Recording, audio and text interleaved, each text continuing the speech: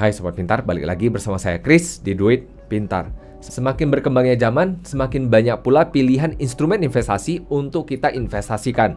Ini membuat banyak sekali orang bingung mengenai alokasi dan diversifikasi. Namun apa itu alokasi dan diversifikasi? Gimana caranya? Di episode ini kita akan mengupas tuntas mengenai alokasi dan diversifikasi, cara melakukannya, cara mempertimbangkannya, dan gimana cara meningkatkan performa dari investasi kita. Mudah-mudahan nanti saya bisa lakukan rekaman untuk studi kasusnya dalam bentuk Excel. Jadi Sobat Pintar bisa dapatkan informasi yang lebih mendalam mengenai alokasi dan diversifikasi. Episode hari ini disponsori oleh rekeningku, Indonesia Cryptocurrency Marketplace. Link pendaftarannya di kolom deskripsi ya.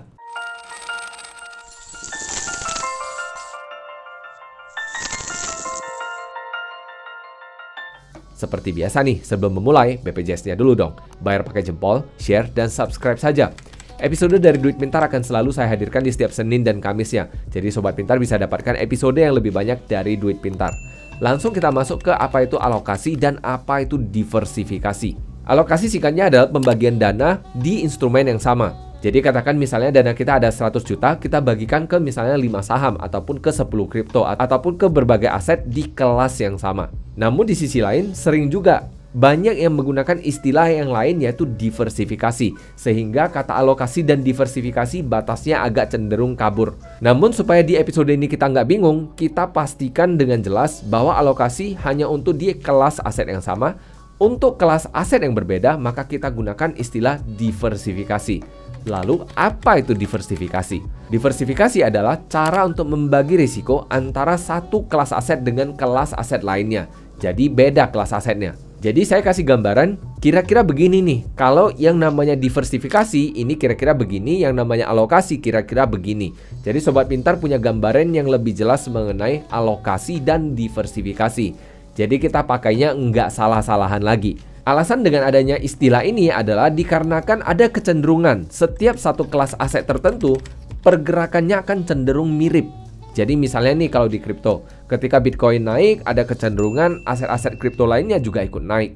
Ketika Bitcoin turun, ada kecenderungan aset-aset lainnya juga ikut turun, walaupun bukan 100%. Untuk saham juga kira-kira seperti itu. Jadi misalnya kalau di IHSG, ketika misalnya saham BCA naik nih, ada kemungkinan saham-saham lainnya juga naik. Ataupun mungkin saham Unilever turun nih, ada kemungkinan saham-saham lainnya juga turun.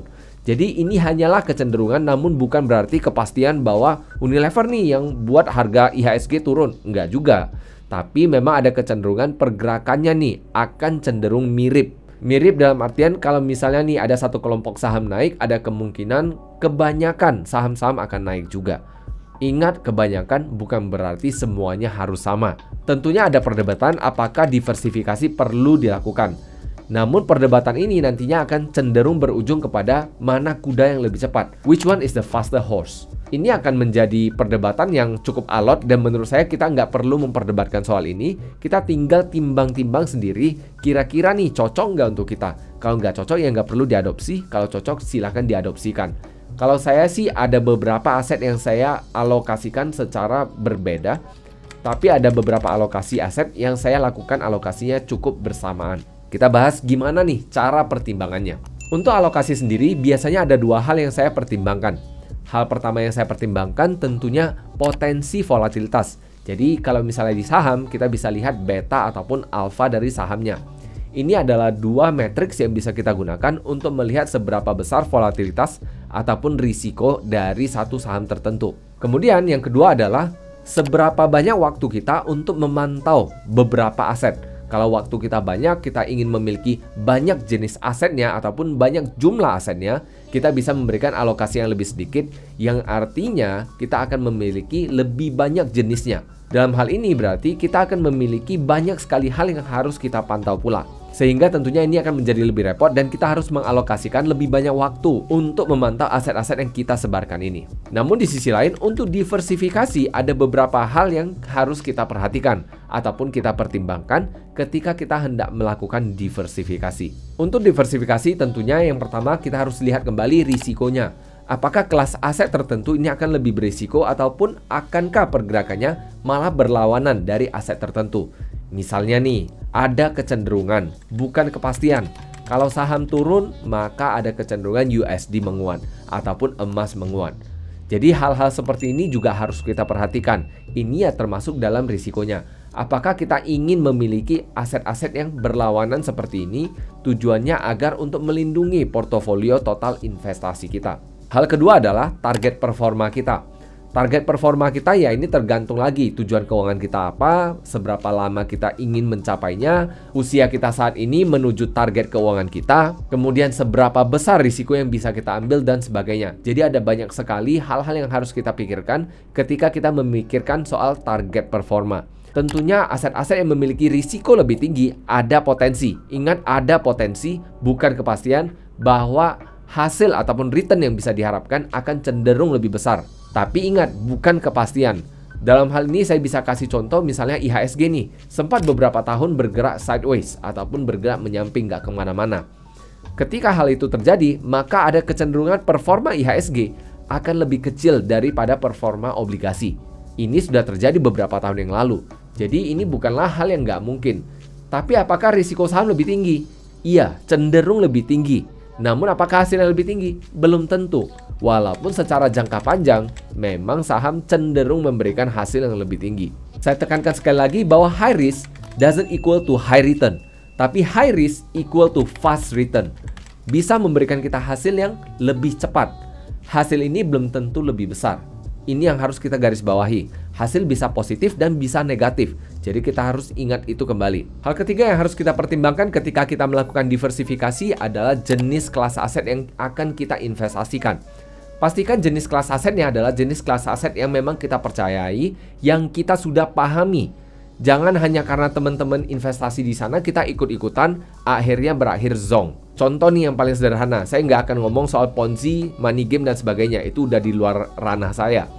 Tapi saya akan ngomong misalnya nih, ada beberapa orang yang nggak percaya soal kripto. Ya udah, jangan paksakan diri karena teman-teman lainnya investasi kripto, kamu ikut-ikut juga ke kripto. Jangan, karena ini akan membuat sobat pintar akan menyalahkan teman-temannya. Ini nih karena si Anu nih ngajak-ngajak ke kripto, akhirnya sekarang kripto lagi turun, rugi deh. Daripada seperti itu, lebih baik kita lakukan PR kita sendiri, kita pelajari apakah kripto cocok untuk kita. Jadi itu adalah salah satu contohnya. Dan yang terakhir yang mungkin bisa jadi pertimbangan yaitu wilayah geografis. Wilayah geografis ini menurut saya cukup penting dikarenakan ada wilayah-wilayah tertentu yang memang nggak bisa kita investasikan asetnya. Contohnya nih, untuk warga Amerika Serikat banyak sekali perusahaan-perusahaan yang tidak menerima mereka untuk berinvestasi di perusahaan-perusahaan tersebut. Maka hal tersebut bisa menjadi pertimbangan pula. Untuk kita yang di Indonesia mungkin kita nggak awam nih soal investasi di luar negeri. Maka kalau memang kita hendak berinvestasi di luar negeri, pastikan dulu kita pelajari perusahaannya, brokernya, sekuritasnya memang perusahaan-perusahaan yang baik. Bercerita soal perusahaan yang baik itu gimana? Sobat pintar bisa ikuti juga di episode ini. Saya kasih juga contohnya. Berbicara soal diversifikasi, ada banyak sekali cara. Tapi untuk diversifikasi sendiri, saya akan menggunakan pendekatan kelas aset. Nah, untuk kelas aset ini sendiri, saya akan kembali dengan istilah kuda yang lebih cepat. Saya sendiri ada kecenderungan untuk berinvestasi di aset-aset yang memiliki volatilitas yang lebih tinggi, yang mana berpotensi memberikan saya return yang lebih tinggi pula. Namun ingat, ini masih potensi, bukan kepastian. Kembali, kita bisa menggunakan data masa lampau untuk dianalisis dan digunakan sebagai patokan untuk saat itu. Walaupun ingat, data masa lampau belum tentu mencerminkan hasil di masa mendatang. Jadi kalau dalam hal aset, saya lebih banyak sekarang lebih cenderung ke kripto. Kripto dalam hal ini hanya Bitcoin, saya nggak ke kripto-kripto yang lain. Kalaupun ada ke kripto lain, biasanya alokasinya sangat sedikit. Dikarenakan kadang-kadang saya membeli aset tertentu, saya sendiri ada main game NFT, yang mana Sobat Pintar bisa ikuti juga di episode ini. Dimana tentunya ini agar saya memiliki pengalamannya. Nggak hanya ngomong berdasarkan buku dan teori. Ini kan nggak afdol namanya. Jadi untuk contoh diversifikasi sebenarnya saya sudah bahas di episode sebelumnya. Tapi saya kasih contohnya sederhana aja. Menurut data historis dalam 10 tahun terakhir, Bitcoin memberikan performa rata-rata setiap tahunnya sebanyak 150%-an. Naik turun, berarti antara 100 hingga 200%. Oke, katakan kita ambil angka yang paling kecilnya, 100%. Maka kalau memang kita mengalokasikan aset-aset kita semuanya untuk investasi hanya di Bitcoin, maka kita akan dapat hasilnya 100%. Namun cenderung risikonya akan cenderung besar karena naik turunnya Bitcoin kan cukup banyak. Maka ada banyak sekali orang-orang yang kurang percaya, orang-orang hanya mengalokasikannya sedikit. Menurut saya kembali, lebih baik memiliki sedikit daripada nggak ada. Maka ini kembali lagi, alokasi rata-ratanya di mana nih? Katakan 100% saham. Oke, 100% saham. Rata-rata return 10 tahun terakhirnya berapa banyak? Oh, rata-rata untuk saham saya 30% per tahunnya. Itu udah bagus banget. Karena rata-rata untuk Warren Buffett aja baru 20%-an. Kalau dia bisa 30% per tahun, ini bagus banget. Dan dengan data angka tersebut, yang bisa kita lakukan kalau diversifikasi ke Bitcoin, maka kalau kita gunakan data historinya, maka kita alokasikan cukup 5% saja dari portofolio investasi kita. Kita dapatkan performa tambahan dari investasi kita. Sebanyak berapa? Tentunya sebanyak angka yang cukup lumayan, yaitu sekitar 7,5%. Itu kalau kita asumsinya 150%. Kalau kita asumsinya hanya 100%, maka kita akan dapat tambahan 5% untuk performa tahunan kita. Ya memang nggak segamblang itu, karena kalau kita hitung secara weighted average atau menggunakan rata-rata tertimbang, maka hasilnya bisa menjadi 28,5%, yaitu 95% kali 30%, ditambah dengan 5% dikalikan dengan rata-rata returnnya, yaitu 100% dalam hal ini. Maka 28,5 tambah 5%, maka hasilnya 33,5%. Jadi, dengan kita hanya alokasikan ekstra 5% di Bitcoin dalam hal ini, kita dapatkan performa yang lebih banyak untuk rata-rata tahunannya. Apakah pasti akan seperti itu? Ya enggak. Kalau pasti mah semua investor udah jadi kaya. Lalu untuk risikonya kira-kira seperti apa? Untuk risikonya saya kasih contoh yang berbeda. Katakan dalam hal ini biar gampang hitungannya, saya bagi asetnya menjadi 50%, 50% dan masing-masing alokasinya sebanyak $1.000. Maka kalau misalnya di tahun pertama performa aset A sebanyak 100%, sedangkan aset B sebanyak minus 50%, maka di tahun pertama uang saya menjadi $2.500, yaitu yang pertama tadi dari 1.000 menjadi 2.000, dan untuk yang aset B dari 1.000 menjadi hanya $500. Jadi 2.000 tambah 500 menjadi $2.500. Kemudian di tahun berikutnya aset A malah turun sebanyak 50%, aset B malah naik sebanyak 100%. Maka kalau hal ini terjadi, yang terjadi adalah dana kita berubah menjadi yang $2.000 turun kembali menjadi $1.000, sedangkan yang $500 naik kembali menjadi $1.000. Maka uang kita balik lagi menjadi $2.000. Jadi 2.000 naik menjadi 2.500, kembali lagi menjadi $2.000. Namun di sisi lain, kalau misalnya nih kita tambahkan satu hal lagi, yaitu kita lakukan yang namanya rebalancing ataupun penyeimbangan kembali setiap akhir tahunnya. Jadi kembali lagi nih, di tahun 0 kita alokasikan masing-masing $1.000, $1.000, maka dalam hal ini kita alokasinya 50%, 50%. Di akhir tahun pertama performanya sama. Aset A naik 100%, aset B turun 50%. Maka hasilnya dana kita menjadi $2.500.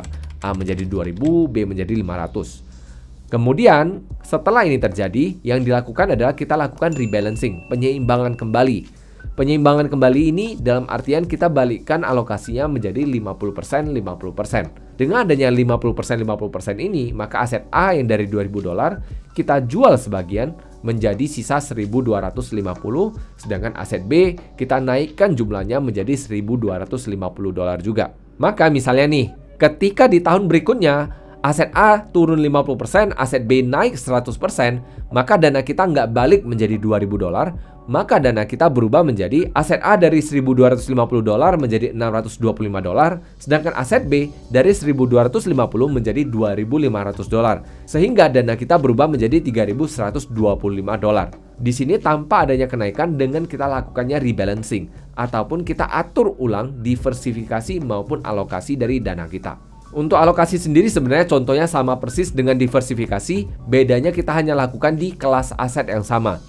Cara lihatnya kita bisa gunakan alfa ataupun beta yang ada di saham sendiri. Rumusnya gimana? Tentunya saya nggak akan kasih tahu, karena Sobat Pintar bisa cari sendiri di internet. Ada banyak sekali untuk cara menghitung alfa dan beta.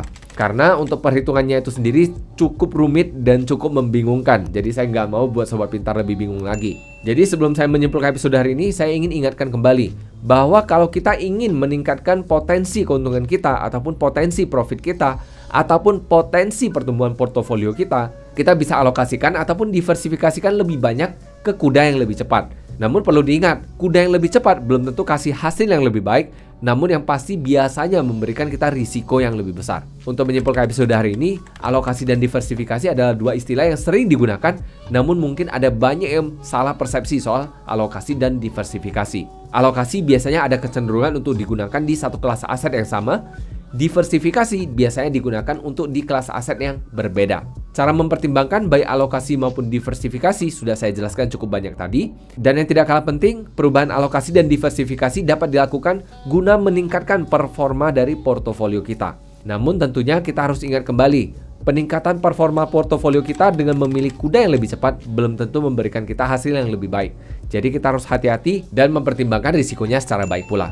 Jadi itu saja episode saya hari ini. Terima kasih sudah menyimak. See you in the next episode and bye-bye.